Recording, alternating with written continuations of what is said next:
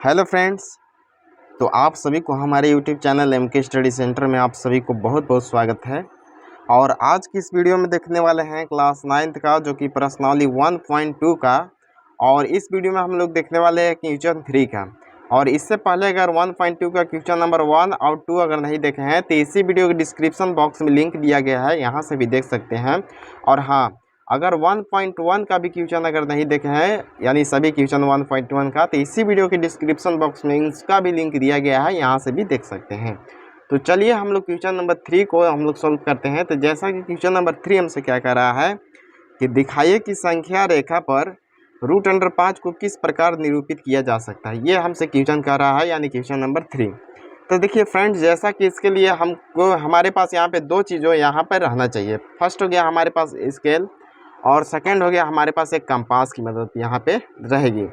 तो हम लोग को दो मदद यहाँ पे चाहिए, एक हो गया स्केल, एक हो गया कंपास। तो इसी के द्वारा हम लोग क्या करेंगे, हम लोग इसको हल कर देंगे। ये दोनों आपको रहना बहुत कंपलसरी है।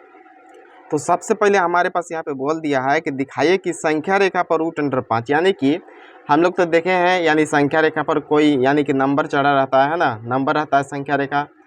तो उस पर क्या है कि √5 को दिखाना है। तो हम लोग चलिए कैसे इसको दिखाएंगे। तो जैसा कि हम यहाँ पे हल करते हैं, ठीक है। तो अब यहाँ पे देखिए, सबसे पहले हम यहाँ पे एक रेखा बनाऊंगा, ठीक है। तो जैसा कि यहाँ पे देख सकते हैं, हम यहाँ पे एक रेखा ड्रॉ कर चुके हैं।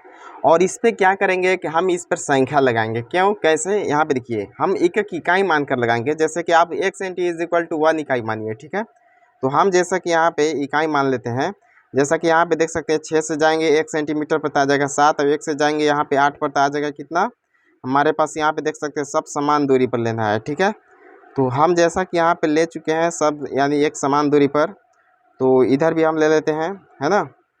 तो अब यहाँ पे देखिए, सबसे पहले इसमें हम क्या करेंगे, नंबर चढ़ा देंगे। जैसा कि यहाँ पे 0 से अगर स्टार्ट होगा तो यहाँ पे इधर इस साइड जो हमारे पास रहता है यानी कि राइट साइड, ये मेरा प्लस में रहता है, धनात्मक में। तो 1 हो गया और 2 हो गया, 3 4 5, और ये जो बिंदु है ये मेरा एक इकाई मानकर लिया गया है, ठीक है। 1 सेंटीमीटर = 1 इकाई, ठीक है।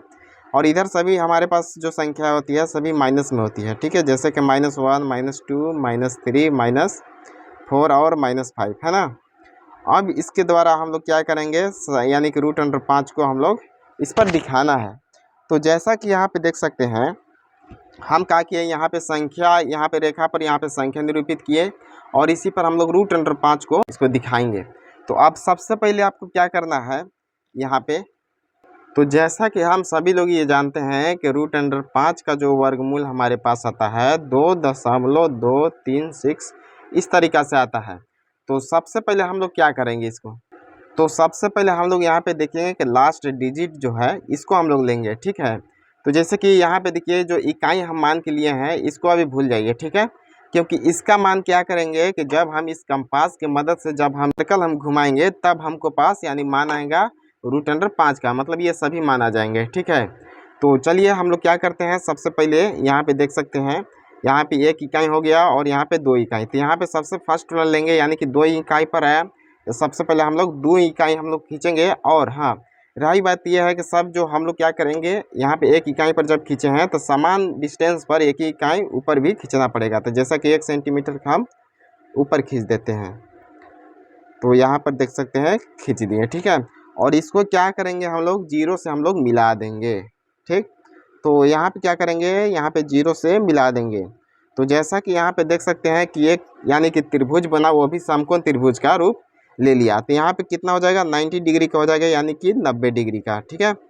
तो एक बात यहाँ पे याद रखिए, यहाँ से जो यहाँ तक का जो डिस्टेंस हुआ ये कितना हुआ, यानी कि 2 हुआ, है ना। और यहाँ से लेकर के यहाँ तक का जो डिस्टेंस हुआ वो कितना हुआ, ये एक इकाई है कि नहीं, बिल्कुल ना, क्योंकि 1 सेंटीमीटर के डिस्टेंस पर लिए हैं।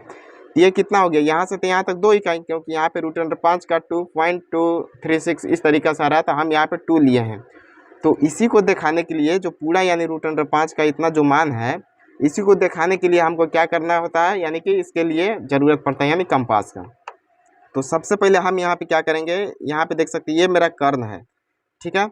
तो यहाँ पे पाइथागोरस प्रमेय का यूज किया जाएगा, ठीक है। तो यहाँ पे देख सकते हैं कुछ हम यहाँ पे नामकरण दे देते हैं, जैसे कि ए हो गया, इसको बी नाम देते हैं, इसको सी नाम देते हैं। तो हम यहाँ पे देखिए क्या करेंगे, सबसे पहले मानेंगे कि AO बराबर कितना है, लिखेंगे माना,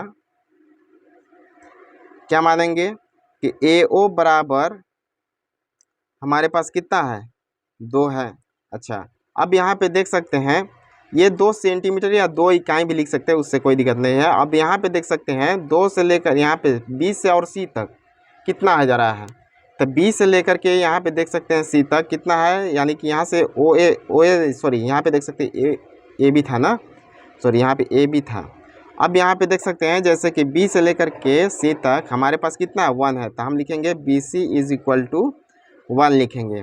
तो AC का मान तो पता नहीं है भाई, तो AC इज इक्वल टू कुछ भी पता नहीं है, तो क्या करेंगे हम, सबसे पहले इसको पाइथागोरस प्रमेय द्वारा हम लोग दिखाएंगे। तो पाइथागोरस प्रमेय क्या होता है हमारे पास, तो यहाँ पे देख सकते हैं यानी कर्ण स्क्वायर बराबर लंब स्क्वायर प्लस आधार स्क्वायर। तो इसका मतलब क्या है कि जो कर्ण होता है यानी दोनों भुजा के बराबर होता है वो, ठीक है। जैसे कि यहाँ पे आधार और लंब दोनों का बराबर होता है, जैसे कि यहाँ पे AC स्क्वायर यानी कर्ण स्क्वायर बराबर लंब, तो लंब कौन सा हो जाएगा, BC हो जाएगा, BC के स्क्वायर प्लस आधार स्क्वायर यानी कि OB का स्क्वायर, है ना।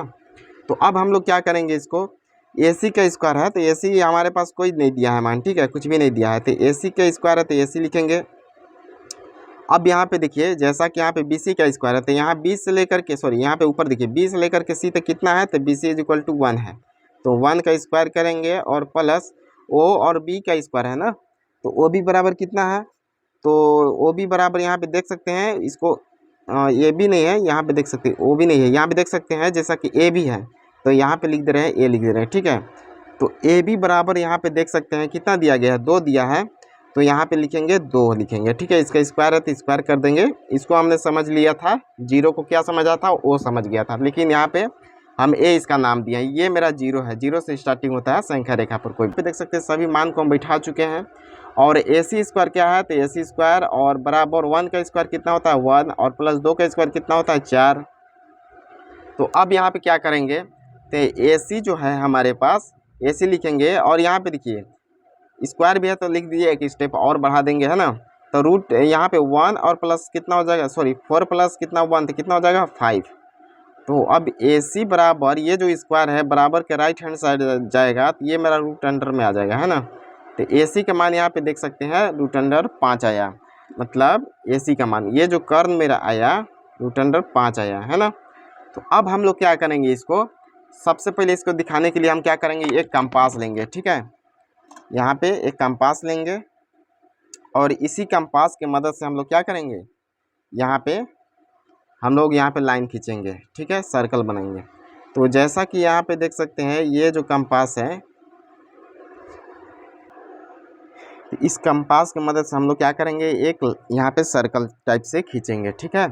तो यहाँ पे देख सकते हैं ये जो C जो बिंदु है हमारे पास A से लेकर के C तक, यहाँ पे हम लोग कंपेयर करेंगे, तो यहाँ से लेकर के यहाँ पे खींचेंगे, ठीक है। तो यहाँ से देख लीजिए जिस बिंदु पर काटेगी, तो देख सकते हैं हमारे पास यहाँ से किस बिंदु पर काटा, तो जब यहाँ से लेकर के जब चाप लगाएं तो यहाँ पे देख सकते हैं इस बिंदु पर काट दिया। तो इस बिंदु को हम क्या नाम दे रहे हैं, जैसा कि यहाँ पे कोई ABC यहाँ पे D देते हैं, ठीक है।